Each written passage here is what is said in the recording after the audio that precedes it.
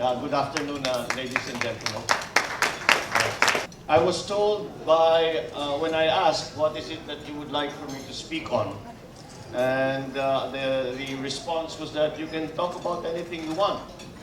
So I thought I would come up here and talk about the NBA and LeBron James and his new contract. No? Okay.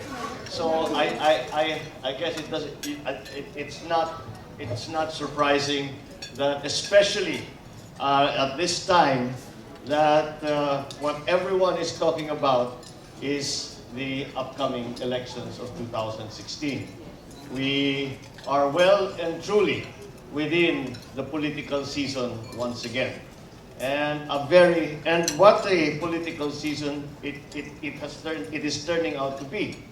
I was talking with some of my friends coming from the different parties, from the different camps, and we were all in agreement that this is about the strangest and most unusual political campaign that we have and that any of us have ever experienced. In that, first of all, the lineups that we have been seeing have been very fluid and very loose. And that just seems to indicate that party does not seem to be as important as it used to be. Whereas before there were instances in our political history where, if you remember, if any of you are old enough to remember, when we had the two-party system, there were areas that would say, dito NP kami dito, dito LP kami dito. And that was basically how it went. And whenever the either parties would give their ticket, then people would vote from president all the way down to the local according to party line. And that doesn't seem to be that, although that we still manage to do that once in a while in the recent past. That is certainly no longer the case. And parang ang nararamdaman namin ay yung partido hindi na ganun kalaki ang ginagampanan na role sa pagkampanya at parang napupunta na sa personal. And I think as a political scientist, I suspect what may be happening is that we may be watching the dying throes of our experiment in the multi-party system. And I think what the reason that this has happened is simply because something that we actually had realized before was that people do not still understand what the multi-party system, how the multi-party system is supposed to work. Not only the voters, not only the citizenry, but even the politicians. Because as you can clearly see, our party system are all marriages of convenience. And none of them are based on a common shared ideology amongst its members. In the United Kingdom, for example, if you are you're a member of the Conservative Party, your politics are relatively conservative. If you are in the Labour Party, then you are generally thought to be left of center. The same thing in the United States. You're a Democrat, you are more liberal. And if you are a Republican, you are more conservative. Those tags, those labels do not seem to apply to us anymore. And that is why it has become a complete free-for-all. Now, every day we are confronted with news that Grace Poe is about to be disqualified or will not be disqualified. We have news that Mayor Duterte is about to be disqualified, not disqualified. There are problems with the COC. Everybody, it's simply now it's simply now based on personalities, on individuals, and that has been I think developing over the past years because again the party means less and less simply because it has no ideological foundation. And every time we have an election, the parties change. And this, I think, has been a factor in the problems that we face today.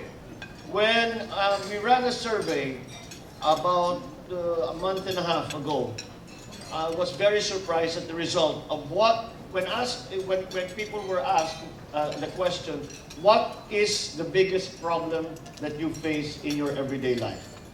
And in running surveys for 20 plus, 30 years, I have never seen this result. And the result was, number one, drugs. This has never happened before. Drugs has always been a problem, top 5, but it has never been number 1. And for the first time in our political history, that seems to be the main problem. And that seems to be tied to also following that were criminality, and then come those that you would expect. High prices of commodities, lack of jobs, peace and order, all of the education, agriculture, all of these other issues would start to come out. But then, so what are we to do? What are we who are candidates, who are asking for your vote, who are asking for your support, what are we to do when we are confronted by this new phenomenon, this new development that we can see? Before, we all knew that in the urban areas there would be a problem with illegal drugs being circulated and being sold next to our schools, to our children. We are now seeing a new and worrying development in that not only urban areas suffer this problem, but also even in the rural areas now. I saw a very disturbing statistic earlier that 93% of the barangays in Metro Manila have a illegal drug problem, have a presence of drug syndicates. So what is one to do? What one is to do, I think we have to go back and look at the experience of other people. I have been trying to study, and I look at the United States. Since the war on drugs was declared by Richard Nixon so many years ago, trillions and trillions of dollars has been thrown at the problem. Every year, the drug problem in the United States continues to increase. There are other places in other countries. It is again the same situation. No matter how much you spend, the drug problem continues. And the side effect of this is the militarization of our police, the polarization of our communities, and this is the kind of problem which does not seem to have a simple solution. And so we look into it very well, and I'm beginning to find that there is a common theme amongst the countries where the drug problem is prevalent, and that is the weakness of the nuclear family. And I know that this is an unusual conclusion to come to, but it is certainly something that we need to be looking into if it is something that can be used to combat what we are considering to be one of the greatest problems we are facing today. And that is why it is not sufficient, in my view, that we just strengthen the PIDEA, that we strengthen the police, that we be more active and be more aggressive in finding, investigating, prosecuting these drug syndicate, the drug lords. But I think we cannot leave it just to the police and to the authorities. I think we must go back and admit that the solution to the drug problem is not through just enforcement of law, but we also have to look into perhaps the weakness of the family and the lack in values formation of our people. This does not make for a simple, neat answer. It is a very nebulous kind of theory. Simply because having realized that, what do we do with that kind of information? So we have a long way to go, and that frustration, I think, is reflected again by the support that is being gained by those who are who have been very strong in talking about peace and order, talking about reducing criminality, notably Mayor Duterte. because he has taken a very, very strong position. And somehow, people still continue to support him despite the fact that people say these are extra legal actions and should not be allowed, and should not be even encouraged, or should not even be spoken about. But nevertheless, people, I think, say, and me as a parent, I have to say, I have some sympathy for that and say, I don't care what you do, just take drugs out of my children's lives. And it doesn't matter anymore to me how you are going to do it, but I do not want my children to fall into that problem. So this is the problem that is facing. This is the problem that is facing all of us who are candidates, and say, what will you do about these problems that are prevalent? Secondly, we talk about prices of commodities. What do we do about that? Is there a simple answer to that too? And again, there is no simple answer to that. We have to go all the way back to production, to the agricultural sector. We have to go back to the agricultural sector because our cost of production is too high, our rate of production is too low, the cost of transport, of processing is too high, and we have looming ASEAN integration, and again, the agricultural sector is going to be very vulnerable when that time comes. And so what is one to do? We have to increase, we have to make better our agricultural sector. We have to strengthen our agricultural sector. And the reason why we have come to this point is because we have not had a true agricultural policy for a very long time. For a country that used to export rice, to be the first or the second, depending on how you measure it, second highest importer of rice in the entire world, is a clear indication of how our situation in the agricultural sector has deteriorated. I am the chairman of the Committee on Public Works in the Senate, and to my great surprise, one day during a hearing with the NIA, I was told that the irrigation coverage of in the Philippines is less today than it was in 1986. In other words, not only have we not made or built new irrigation systems, but we have not repaired those irrigation systems which have fallen into disrepair.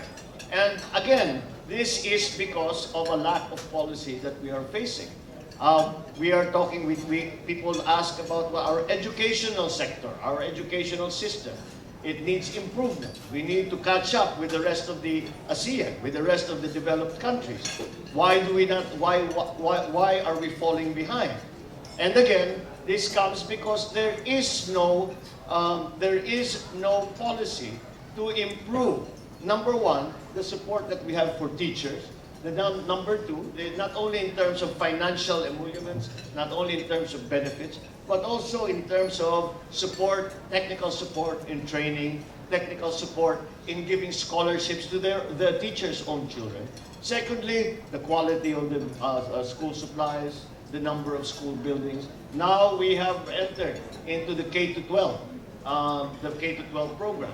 And the K-12 program, unfortunately, up to now, the implementation has fallen way behind all our best expectations.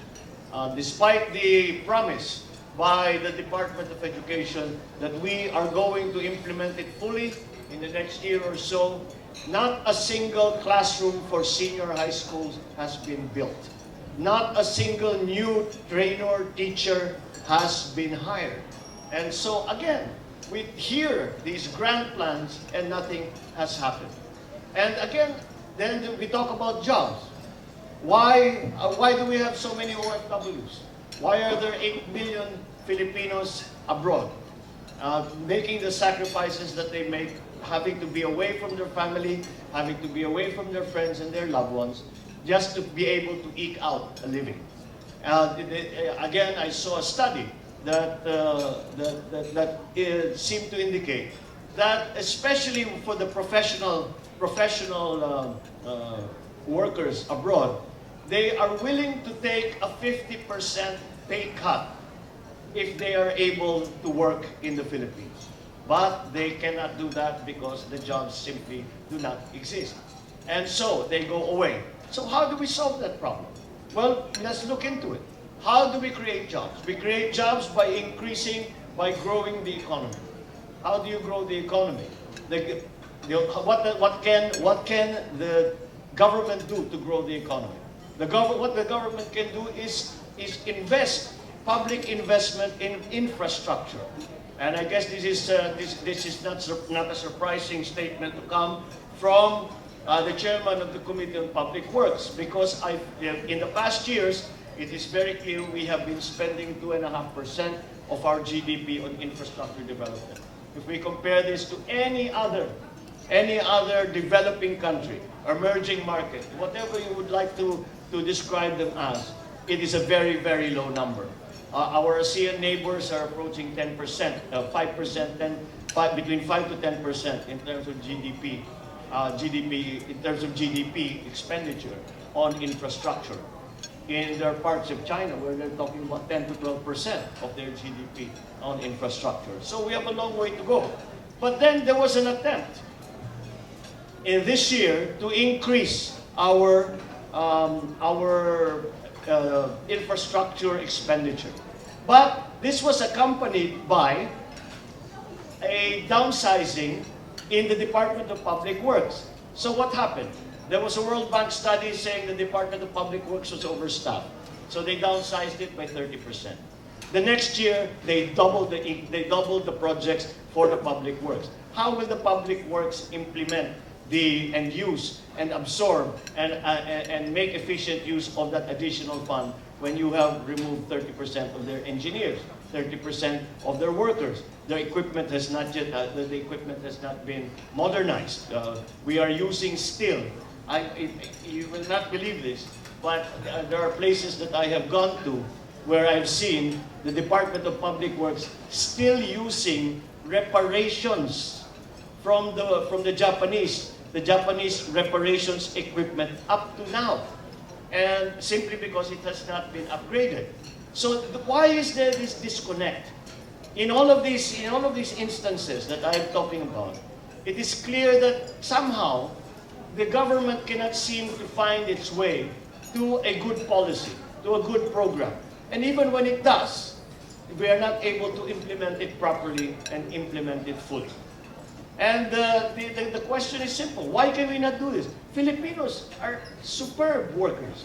And that is clear to be seen by our OFWs. And the employers abroad, when they have a choice between a Filipino or some other national, generally speaking, they tend to work with the Filipinos. Of course, English is a good our speaking English plays a big part in that. But beyond that, we are well trained, we are industrious, we are resourceful, we are honest. Within a team, we work well within a structure, we work well within a corporation or any kind of enterprise. So why does this not translate to affluence here back home in the Philippines? And I really believe the problem has been that it boils down to one thing. And that is that we, in the past few administrations, some administrations in the past, have chosen, instead of trying to unite the Philippines, instead have chosen to polarize the Philippines along political lines.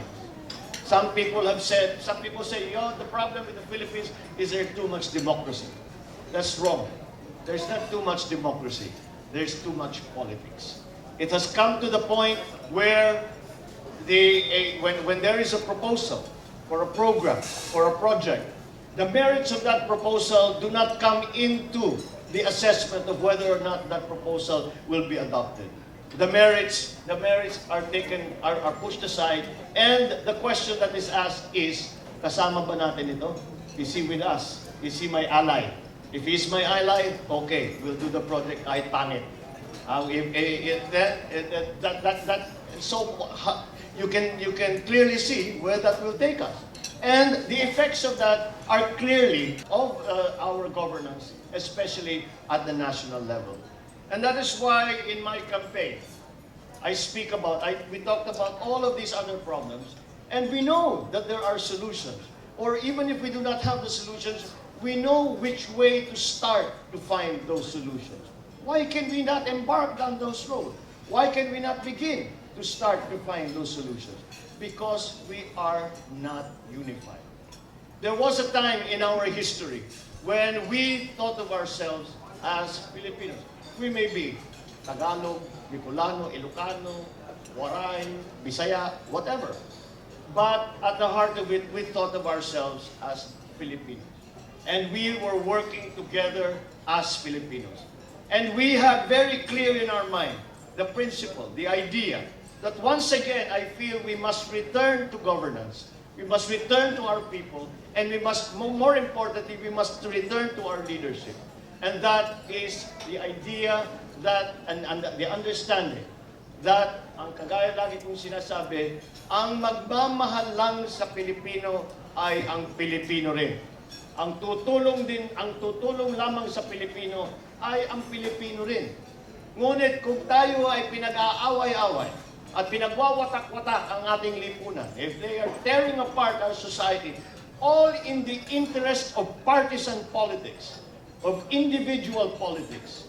And again, this is partially why perhaps partisan politics has gained such a poor reputation. That all in aid of partisan politics, then you can see that this is not in the national interest. I remember growing up and sitting around and listening to my father speak. I remember listening to the other great presidents reading their speeches, and there was always the phrase that entered into the rhetoric, and that was, we do this for nation building. What we are doing is building a nation. We are putting together the different factors that are necessary for a strong, vibrant, involved society, for a sovereign nation that earns the respect of its international neighbors. I have not heard the phrase national interest. I have not heard the phrase nation building in a long time. And that is unfortunate, because we are not nation building any longer. What we are doing is that we are building up ourselves as politicians. We are building up our kaalyado as politicians. We are building up our parties as politicians. And politics clearly, I'm a politician. Politics clearly has its place. It is the process by which we choose our leaders, and there cannot be a more important aspect of our society. But once the election is over, and once the winners have been proclaimed, and once it is known who will take the high offices of government, then it is time to put politics aside and to start to work together. It has been one of the questions I'm often asked is if you are elected vice president, what will be the first thing you will do? And my answer is very simple. The first thing I will do is I will go to my president and I will ask him or her, what is it you want me to do? What is it how can I help? What is our program? How do we make it work? And that is the only way that we will succeed. In unity, there is strength. It is a cliche, but it is a cliche because it is true. It is in unity there is strength, and only in a unified Philippines will we regain that strength. Only with all Filipinos working together towards a common goal, towards a common vision, with strong and clear and sensitive and compassionate leadership, only then will we be able to feel the economy moving forward, our society moving forward. And in that unity that has been lost, that is something that we must aspire to once again. We must aspire to that unity if we are to hope to succeed. It seems like a very simple idea, but it's somehow, unfortunately, we have lost that idea. Well, it is time, I believe, to gain it back. It is what I am fighting for. It is what I dream of for this country. It is something that I hope one day, soon, within our lifetimes, we will once again achieve. So that once again, we can answer the people and say, yes, we have done the job you have asked for us. We are working for you to fulfill your dreams.